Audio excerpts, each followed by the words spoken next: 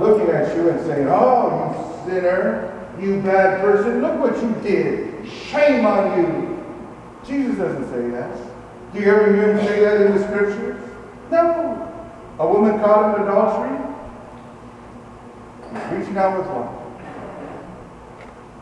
No, some of these other guys, sinful, Levi, Matthew, the tax collector, Jesus welcomes him, embraces him.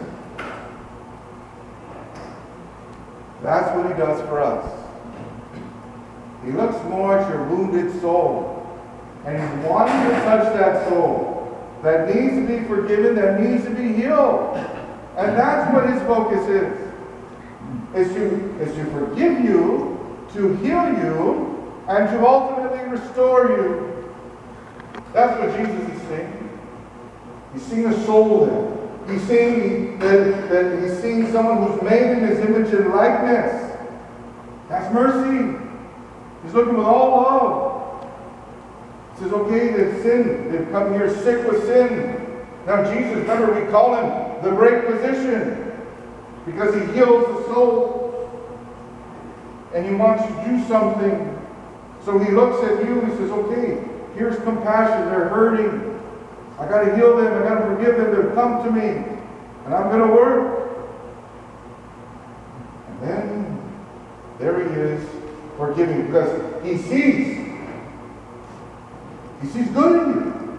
He sees your potential and that you're capable of doing better. Jesus doesn't give up on us. See, that's where the mercy is. That's what the priest is thinking often. Well, okay, I know some of us have been hurt. I'm sorry if you've been hurt. On behalf of all priests, if you've ever been hurt in confession or yelled at or shamed, I'm so sorry.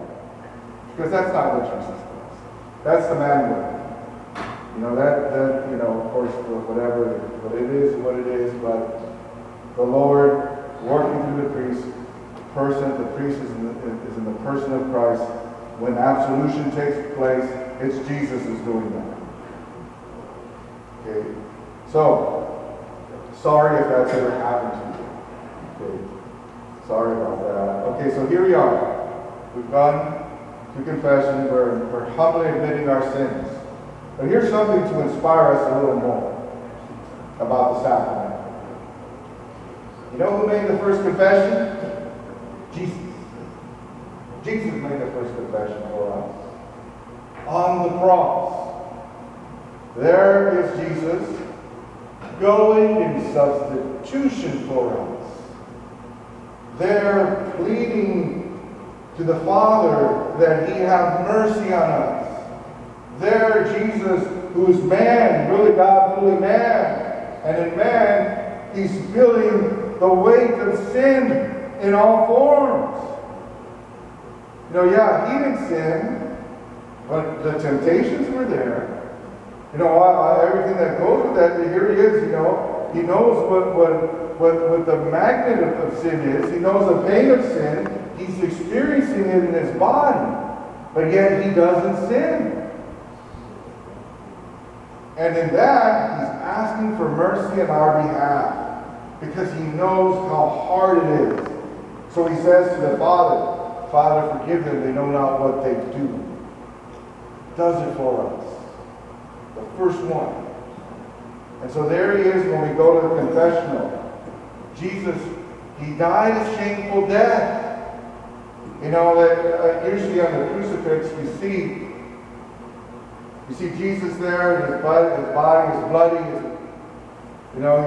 he's wounded and lacerated, bleeding profusely. And usually has this little loincloth on him or something around his waist. He was completely naked. He was covered in his own blood. This type of death was to humiliate somebody. But Jesus, he's willing to embrace the humiliation for love of us. See, and this gives us strength. This gives us courage to go before him in the sacrament of penance, to admit what we've done wrong. Without shame, because Jesus went before us, making this confession for us, showing us how to do it. showing us even embracing humiliation, and what the world calls shameful, showing us so that we have an example, so that we too can have the courage to confess our sins. He who made the first confession for us shows us how to do it. And so there he is, Jesus at Calvary. We have here, or in the room there, we've admitted our sins. And then after that, after we've confessed our sins, we've given them all to the Lord, the church says that we should have contrition, perfect contrition, meaning that we're sorry for our sins, meaning that we want to make a firm purpose of amendment, and we don't want to do this again. That's the way we need to come in. Okay?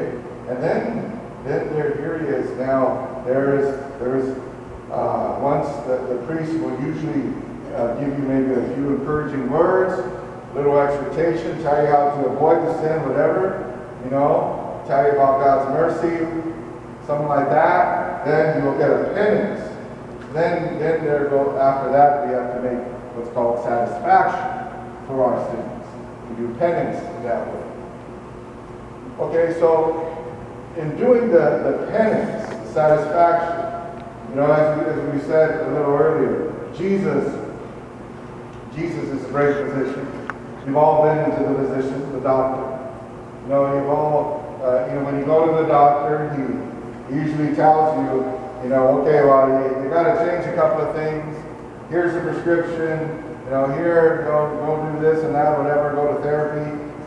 He gives you something to do so that you can be healthy. You can get well again. Well, that's what penance is all about. It's so that we can get well again. So they give you a penance. Maybe some Our Fathers, maybe doing an act of charity, something like that. Okay. See, ultimately, the penance we do is what helps us to cooperate with the grace of restoration.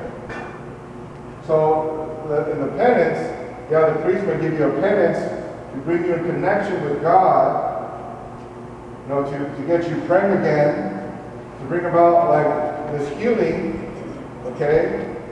But then at the same time, it's making restitution, reparation for what we did wrong. Now, we can continue to do this restoration or reparation after. See, that's what's necessary as well. It's to repair that. How do we do that best? The church tells us. Prayer, penance, and then works of charity. That's the way it's done. Of course, we need the prayer to do the works of charity. But works of charity is very helpful in healing of the memories. See, what charity does is it takes us out of our own selfishness. It brings us into caring about somebody else's needs. Putting their interests before ours. Putting what they are, what's going on with them more important than with us. And then we're taking our minds off, our bodies off of our own selfish tendencies. So a lot of healing can be experienced in our charity. He says, well, Father, I can't go out there with a soup kitchen or this and that, and maybe, we're kind of limited to what we can do while you can pray. And in this time, in this restoration, though maybe you can't do as much as you used to. But look at when Jesus did his most powerful work in his human life. He was still, he was here on the cross. He was loving, he was praying, he was asking for mercy. So your prayers are powerful. Praying the rosary for people. Praying that people come back to church. Praying that souls be converted. Praying that people be healed. That goes a long way. And we're living in evil times, and there's a lot of bad things out there. But look at the good that's happening because of prayer. Look at all these young people coming into the church again. Young youth, young adults. There's all kinds of movements going on with with young people. They're sharing their faith. They're coming back to church. They're going to Mass. They're going to adoration. There's this one church in New York where it's full. People can't even stand it there. So then they're going to the other churches and filling up churches. A lot is happening. Yeah, there's places where churches are closing down. But there's a lot of revival going on as a result of your prayers. So keep praying. That's a great work of charity you can do. Offering up your sufferings for people. Look at how Jesus offered himself. This is our salvation here. And you share that saving work. See, that is how we can do the charity that brings about healing. So here, back to the confessional. So then we've confessed our sins, we've given a penance. We know what we need to do for penance and restoration, and more. But then we receive absolution. So that, at that point, Jesus is fully present. Jesus there is Calvary. There is the wounded side of Christ open. And there is the blood of Jesus which forgives us the sins, which washes us clean. There it is, touching the soul, forgiving our sins. The blood of Jesus.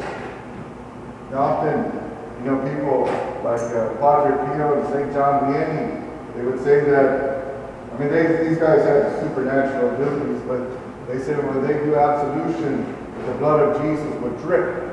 They could see the blood of Jesus dripping from their fingers and onto the soul of a person.